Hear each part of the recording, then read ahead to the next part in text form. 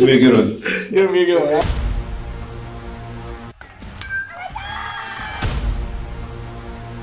Definitely a different type of process. Cut down or freeze up. Being a coach's son. Jackson, of course, they keep retooling. One stolen base, a hit by pitch.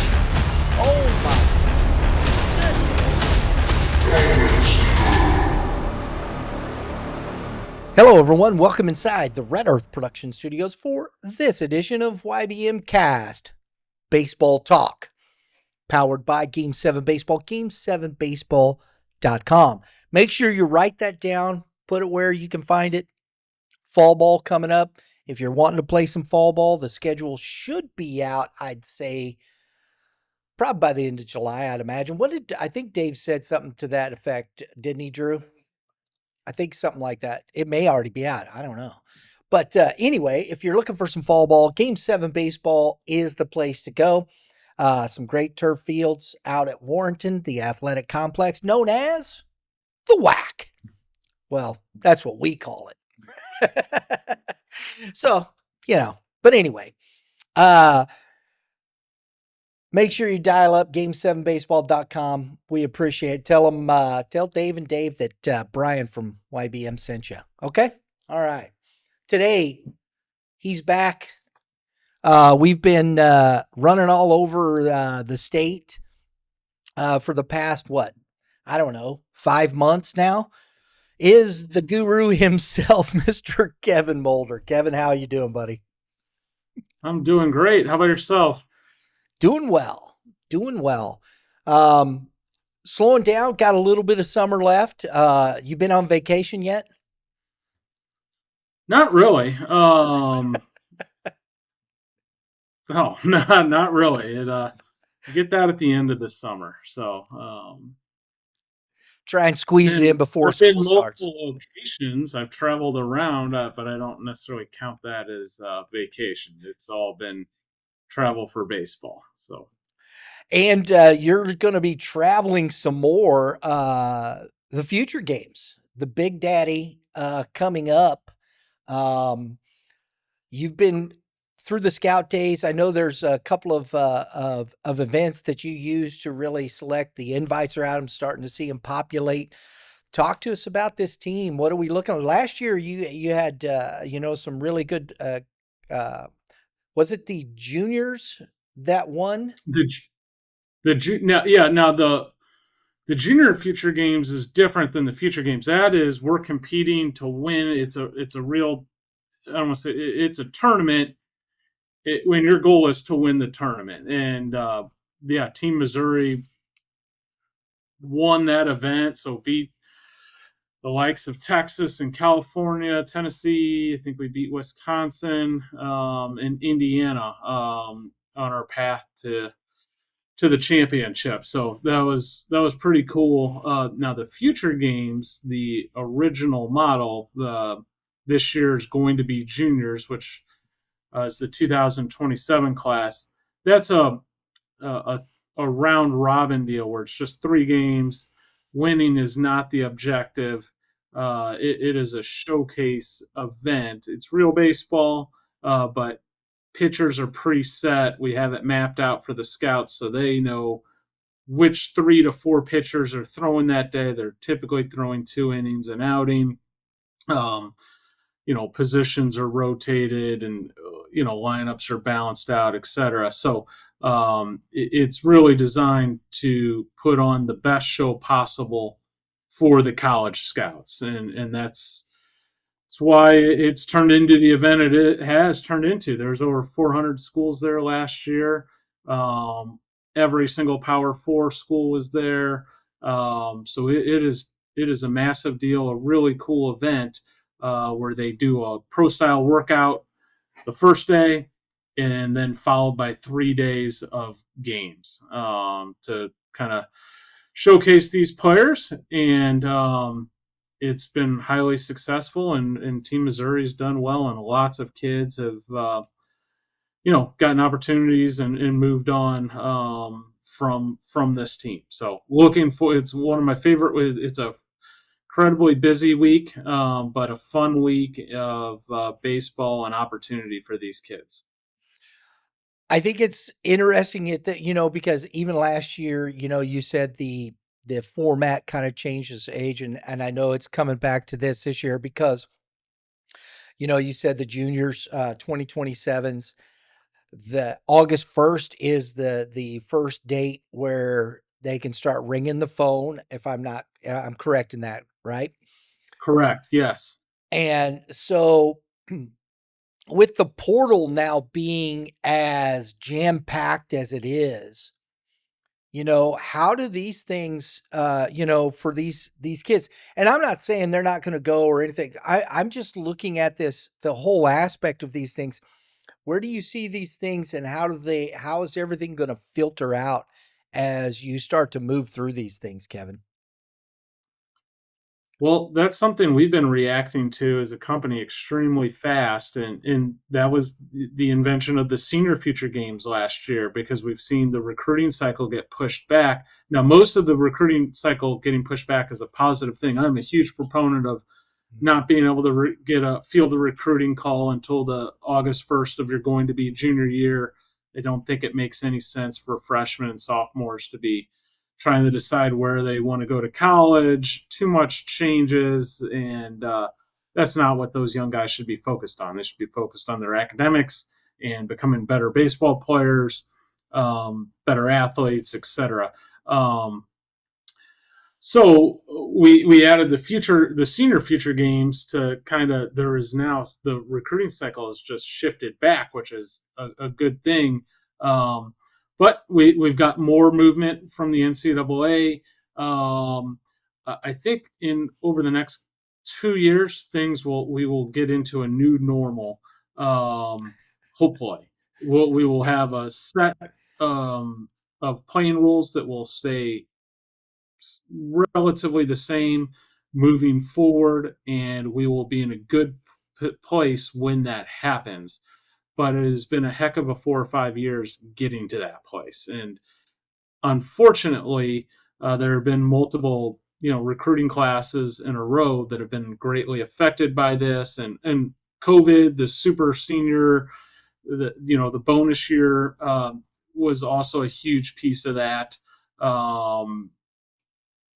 So that has also made college athletics as a whole much older. And, with the transfer portal not having to sit out, coaches were able to grab, a 21, 22-year-old kid that had 3, 2, 3, sometimes even 4 years of college experience and a track record, and would take that kid over the 18-year-old high school kid that was not yet a man, the whole thing. So that's kind of the reason why it's happened. But looking forward, I think that college baseball is going to be in a very good spot come a couple years from now. Let's talk about some of these players, the scouting. And we should do a whole show on that, and I could break that down in depth. At some point, if you want to do that in the fall or the winter. Oh, yeah. And we can explain that to the people, because I just glossed over that thing in 90 seconds. We could seriously we could run a series on that of 8 1-hour specials breaking that whole thing down. So well, when Mr. Sissel is going to be back in the studio at some point, we'll get Baseball 101 back up, and we're going to sit you guys down, and we're going to let you break her down, Kevin. Okay. Yeah. I mean, these are some of the things. Yeah. I mean, we haven't talked in quite some time, because we're running all over the state doing what we do in the summertime.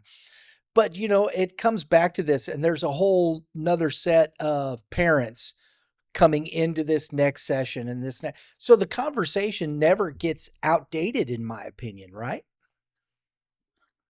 Right. There's always a new set of people to have to inform, a new group of seniors, juniors, a new group of freshmen.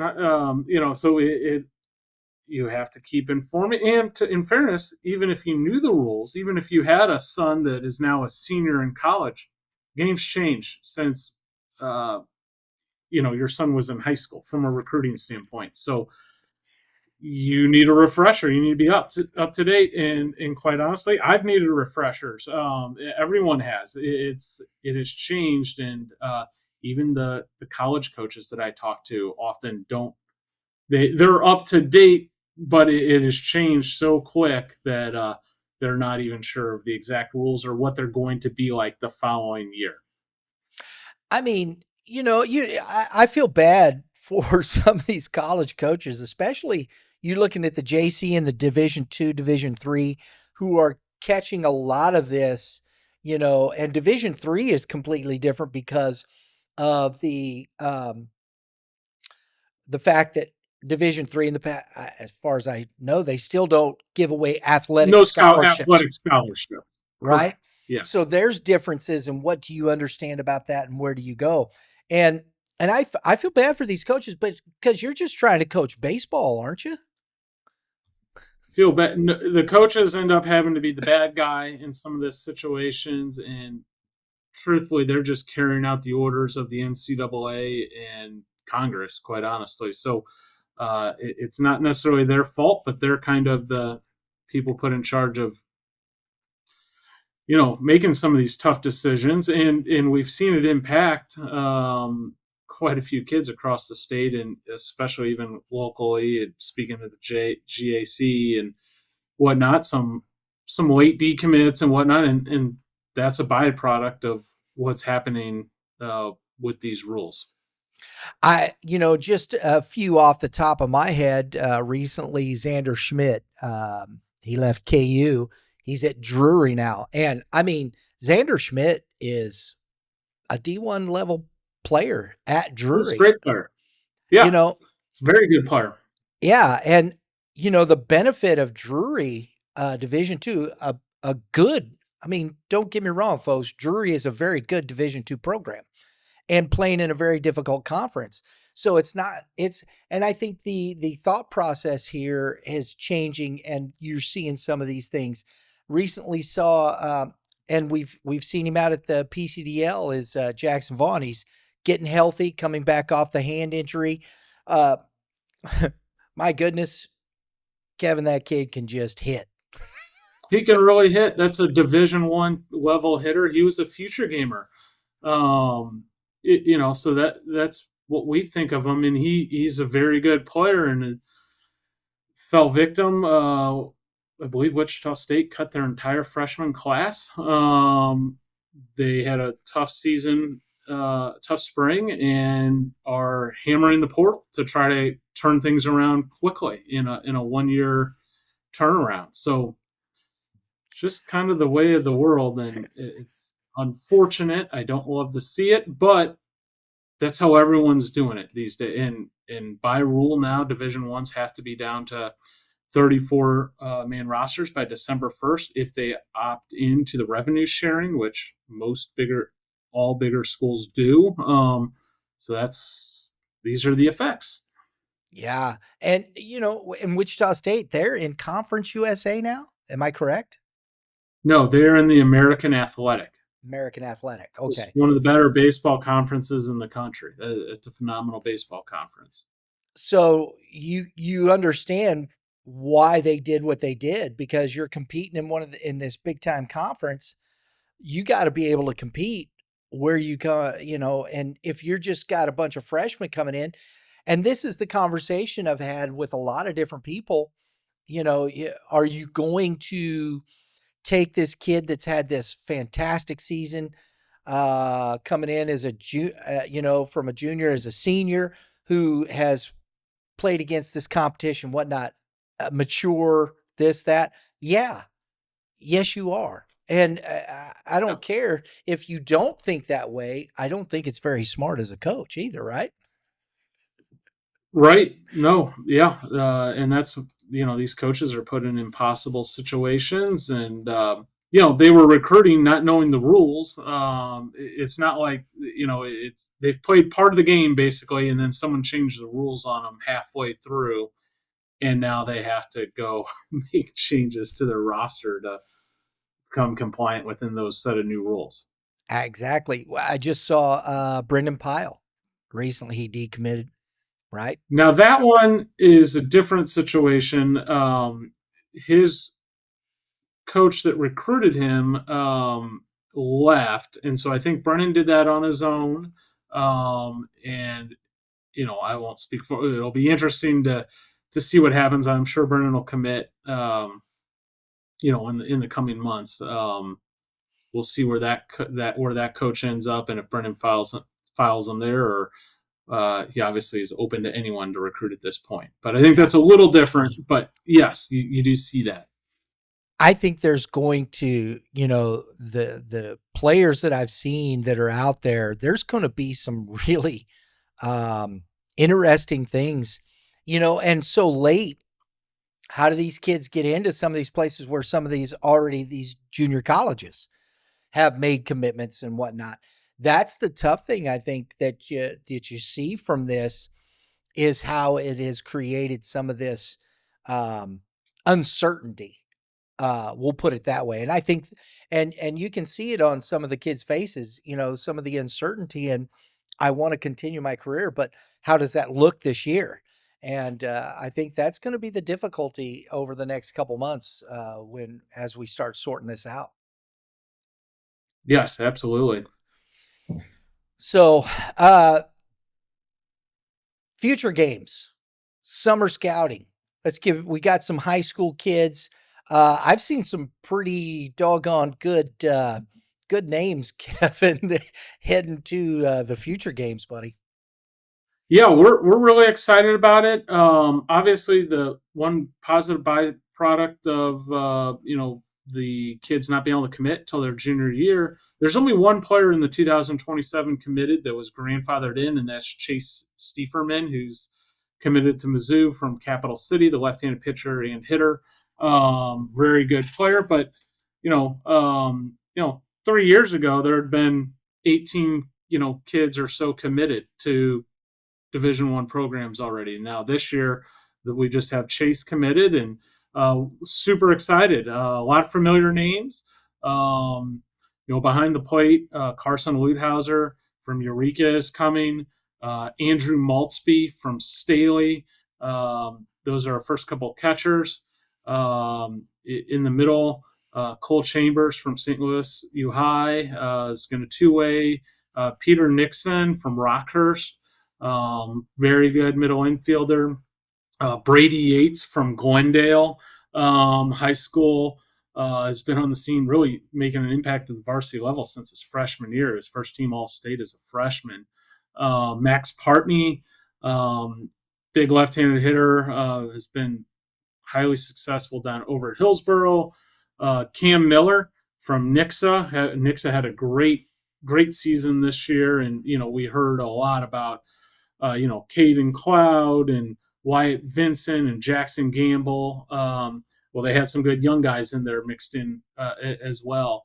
And then from Ozark in the outfield, we got Rylan Sutton, very advanced left-handed hitter. Warren Robertson, who's one of the more physically gifted players, outfielder from Rockhurst. Landon Klee. This one's a kind of a pop-up guy. Reminds me a little bit of Seton Thompson, or in the terms of his coming on here late. He's 6'4", left-handed hitter, kind of lean athletic, kind of has a Caden Pierre type game. Not saying he's Caden Pierre, just kind of a descriptor. Yes, exactly. And he's over at Camdenton for the Lakers. Coach Durnan there. Michael Wolf, who has been starting at Zumwalt West since his freshman year. I believe hit about 500 this year, maybe slightly over for West. And then Zach DeHaas for Coach Ash at Southern Boone, who's the fastest kid in the state, a true 6'3" runner. Fastest kid in the state at this age, I should clarify. And then on the mound, we have the 6'4" right-hander from Liberty, Ryan Dobratz. Big physical arm that has a real chance to be one of the big guys in a couple of years. He got invited to the area code games too, didn't he? He did, yes. Yes, he did. Brandon Ott, who has been on DeSmet's varsity team and logged significant innings for them as a freshman and sophomore. Carter Martin from Warrenton, Oh wow. one of the better sliders in the class. He is good. Yes, yes. Spencer Beltram may but not be a name that you're aware of, but Park Hill South kid, 6'5", right-hander, big upside. Uh, Nathaniel Eakins from Oh yeah. Logan Rogersville, so we saw him down at the state tournament. Upper 80s arm, electric arm with a very good slider. Derek Chupp, which was a big standout at the Missouri State games. Francis Halkhead, 6'6", left-handed pitcher, upper 80s. Really excited about his future, and it kind of talks about the depth. I think he got about 7 innings on that Howell team that was loaded with pitching this past year. Evan Magnuson, another name that should be very familiar, pitched in both Platte County games at the state tournament. Another 6'4", highly projectable arm. Chase Wilkerson, another star from the state tournament, lefty up to 90 miles per hour, helped lead Miller to a state championship. Parker Sandstone, who's over at Timberland, very good arm, upside arm, kind of an electric fastball. Evan Loftus, another one of those guys you kind of throw in the mix of those 6'2" to 6'5" right-handers in the state, and he's one of those as well, big upside. And then lefty Owen Hughes, who's an upper 80s left-hander out of Rockhurst as well. So a lot of talent for Team Missouri that we're really excited about. Kevin, we should do this, man. We should do a Futures Games just here in the state for 6 foot and under. Right? There'd be enough to fill it. There is some really good, yes, guys 6 foot and under for sure. I mean, and don't get me wrong, I get it, and you understand the metrics and the things and what they look at, and I get all that. I think it's tough sometimes because you see some of these guys that are really good, and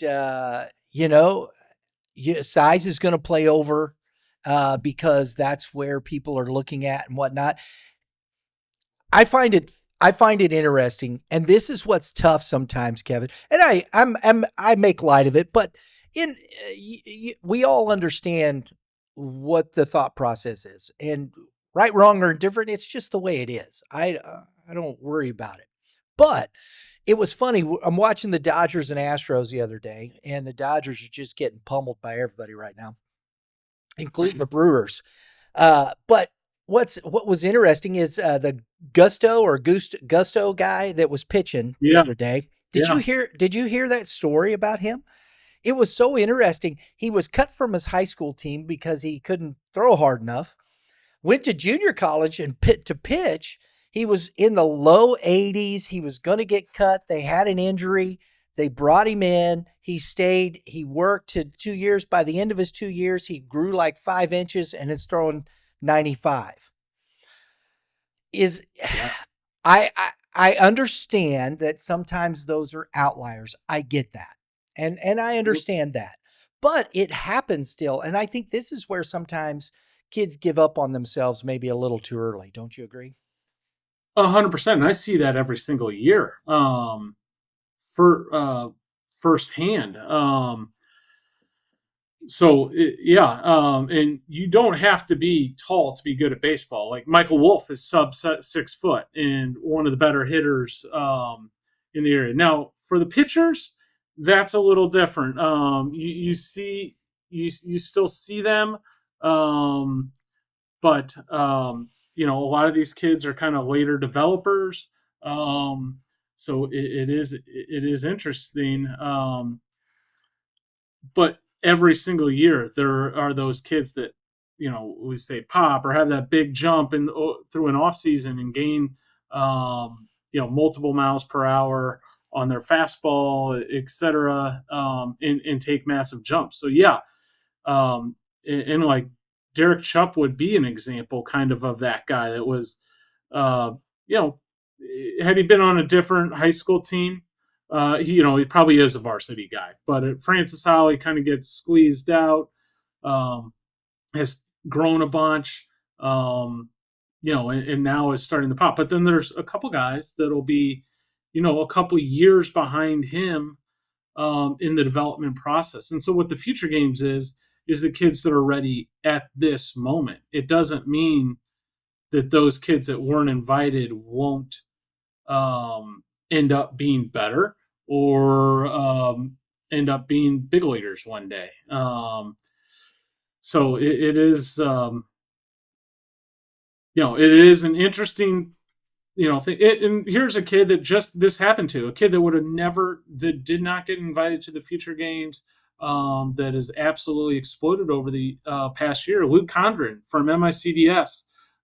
This kid was, he's grown close to a foot in over the last 18 months and is now a 6'6" left-hander that is committed to Notre Dame from MICDS. So, there's a kid that,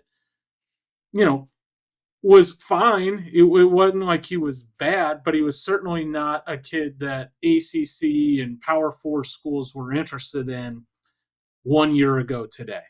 And now he has a scholarship to one of the best schools in the country. And, depending on how development goes, could be a guy that pops on some pro radars, just on the sheer fact that he's, 6'5", 6'6", and left-handed. That's going to garner someone's attention immediately. And that's why I say, I love what you said there, because pitchers especially, I agree.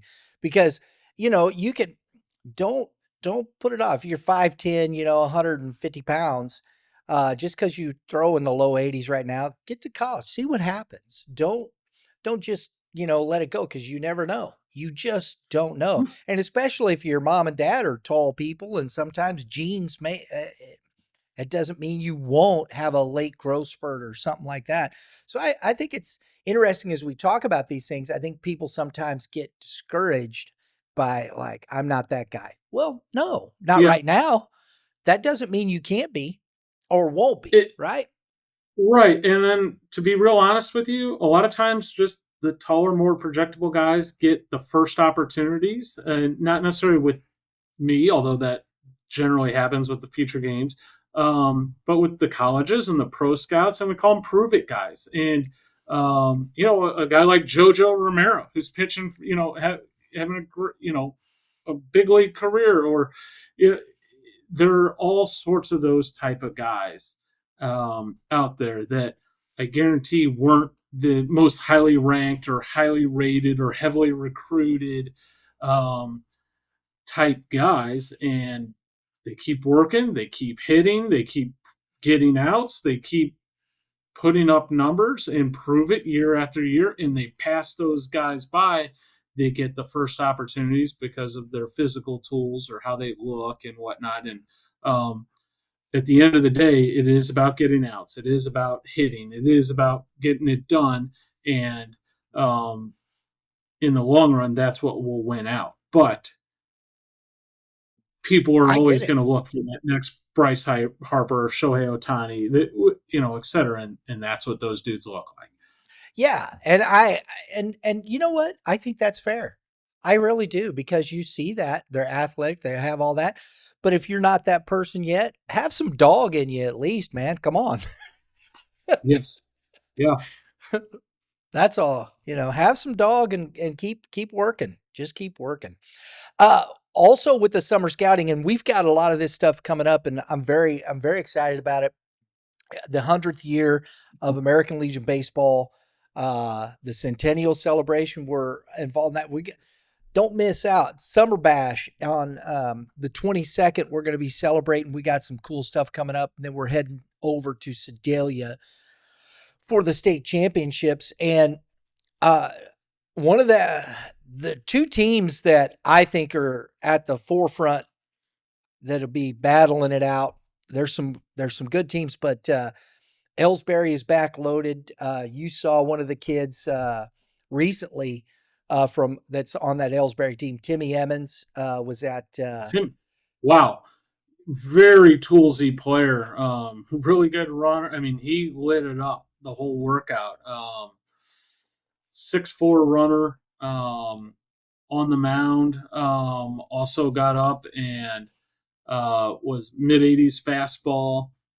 Had a good BP round. Legitimate, mid-90s exit velo. So very toolsy player. That's an exciting guy that I will certainly have my eye on moving forward. And one of the things I liked about his round with Timmy Emmons was sweet spot. I always look at average exit velo. I know the sexy one is the max, and everybody digs that, but I always go down. I look at sweet spot percentage. I look at line drive percentage. I love and his average exit velo was fantastic. It was right up. It was high. It isn't a big jump from his average to his max. And I always think that's a really good thing. That means this kid's seeing the ball well. He's getting the ball on the barrel. You're consistently on the barrel, yeah, and that's a good way to describe him. And from my looks, it has been very similar as well. So yeah, the max tells you what it can be when things are, squared up, which is an important number to know. But to your point, what separates potential and good hitters is the guys that can do it very consistently, and that is one key metric that we do look at. One of the things that stood out to me, and I think I said this to you the other day when we were talking about this, Kevin, was I think it was the one here, the Legion Scout Day here at St. Louis. It was at St. Charles Community College. That's one, two. Oh, I forgot I have a touchscreen. Sorry, I can't do that. 6 guys were sub 7, starting with Timmy Emmons at a 6.45. That's elite. That's elite speed. That is, yes. And we had, 6 sub 7s. So that's really moving. And then you had guys, Nakai Scott at a 7, pretty much 7 flat. It was 7.05. Chase Mullen, 7.07. Landon Sterrett, 7.09. There's a lot of speed here. I was really kind of surprised. There was good numbers put up in the 60 with this. Ryan Shipley at a 6.57. Jack Dwyer. That name is familiar to me. And I'm Lutheran. That's why. Lutheran's high school. The thing that is interesting to me and what we talked about is a lot of these guys are in that 5'8" to 5'11" range. And this is where and that's why I'm saying you can't just always, there's athleticism here. If you can run that fast, you're an athlete. That's a tool that you're using for those things. And so I think it's very interesting when you start putting those things in those factors. How do you then start measuring from that with a lot of these players, correct? Absolutely. Yes. Running speed often tells you the twitchiness of a guy, not only how fast they are, but often guys that are fast have quick bats and are just twitchy athletes, which is a huge benefit in a sport like baseball. Absolutely. Over in, what do you think of Charlie Morgan over there from Warrensburg?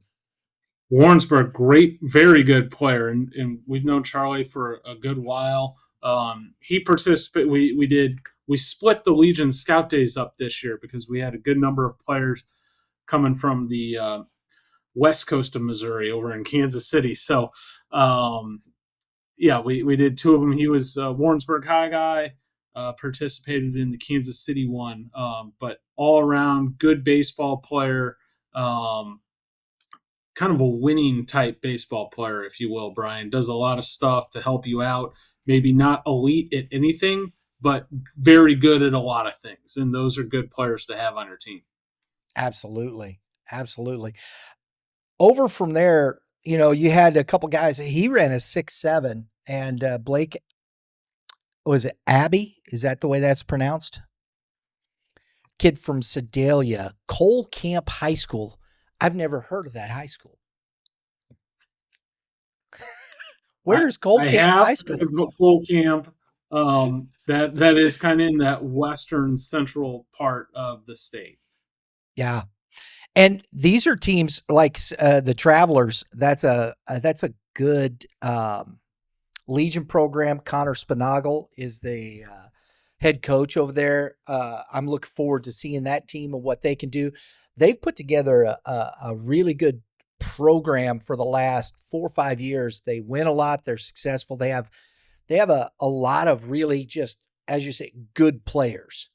And, we saw Josh Hagel, who is now at State Fair, who went through that program. That's where I first saw him. And these are things, as I was saying before, you have, I think, what Legion is starting to produce and what you've seen over the last couple of years. What's your thoughts as American Legion kind of starts putting themselves back on the map here, Kevin?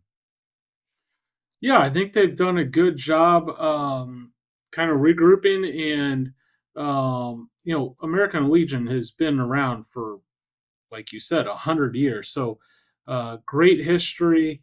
I think things evolved, and now we have all these great travel ball organizations and whatnot. And I think Legion has found a good niche.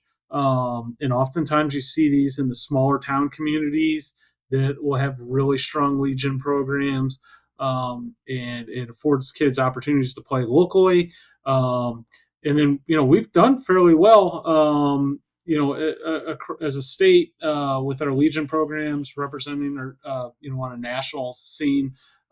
So I'm thrilled to do this event with them, just to kind of elevate the platform for these kids, give them a chance to get some exposure, get their profiles accessible to college coaches.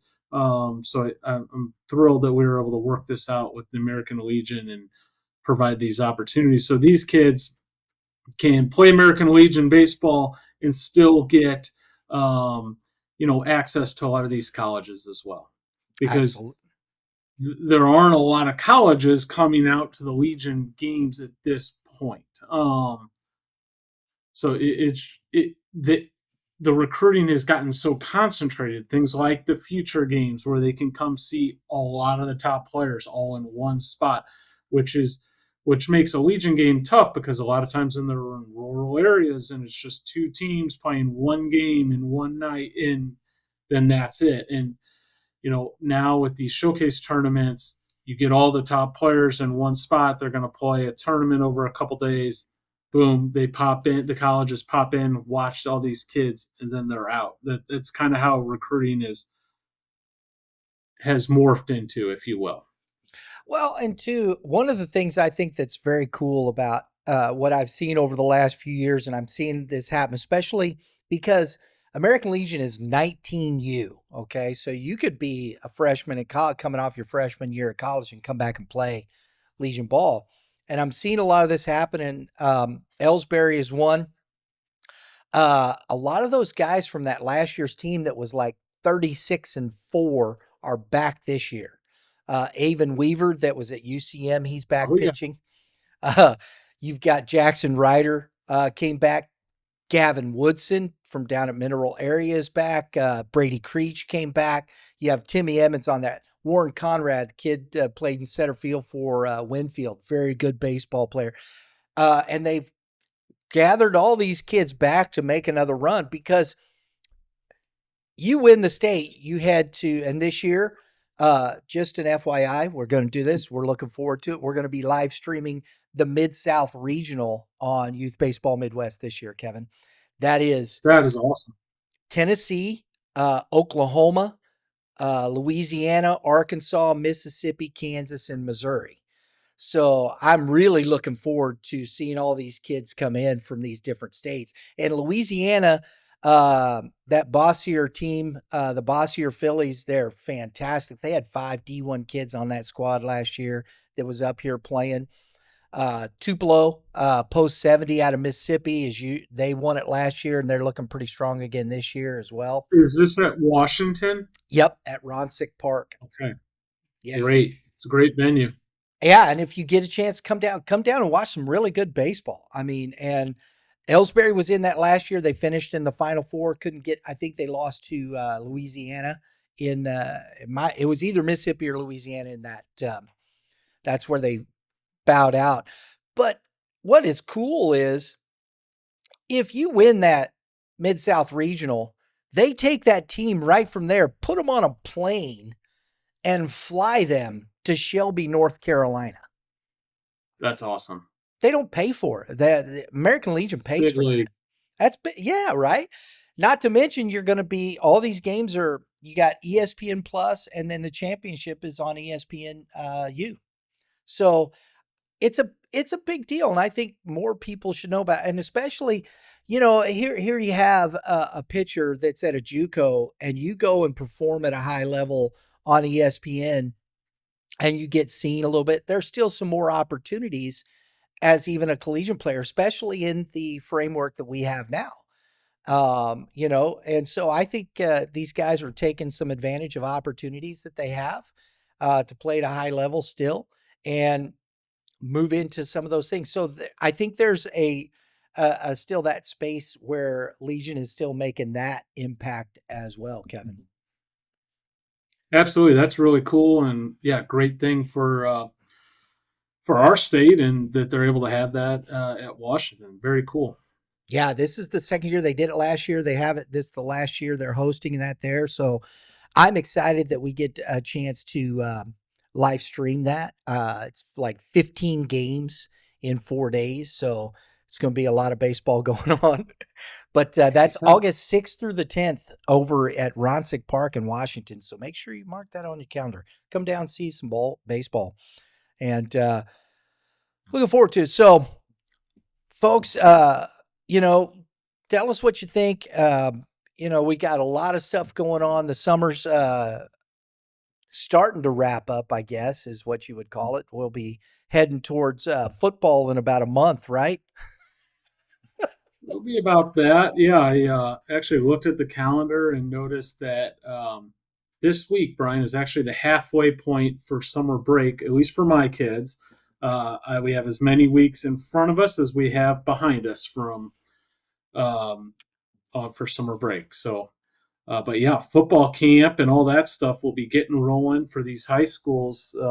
They're obviously already doing training sessions, but that official practice is starting early August, and games will be rolling by the end of August. So it'll be it's here before you know it. Exactly. I'm in no hurry though. Let's keep it summertime. I'm as much as I love football. I love football. Well, I'd really like the summer too. Exactly. All right, folks, thanks for tuning in. Please, if you like what we're doing, subscribe. Hit the dinger next to it. It isn't a home run, but it sure is notifications for more episodes just like that. We appreciate it. Kevin, thanks for stopping in, buddy. Appreciate you taking the time in your busy schedule. Always have a great rest of your summer, too. Absolutely. Well, we hope we'll see you next week, right? Oh, absolutely. Yeah. Not, but then it might be a little rough after that, right? For a few weeks. Yeah, it will be. Yes. So everybody, have a great day in the Lord. All you pitchers, give it to them, Kevin. Keep throwing strikes. And you hitters, hit them where they ain't. You know who the first person to say that was? You know where that came from? Yogi Berra? That's a good guess. I like that. But it was even before that. Willie Keeler. Killer. I got it. He told I was watching a documentary on the Hall of Fame narrated by Bob Costas, and that's on his plaque. I hit them where they ain't. There you go. Simple. Keep it simple. Beautiful. We'll see y'all next time.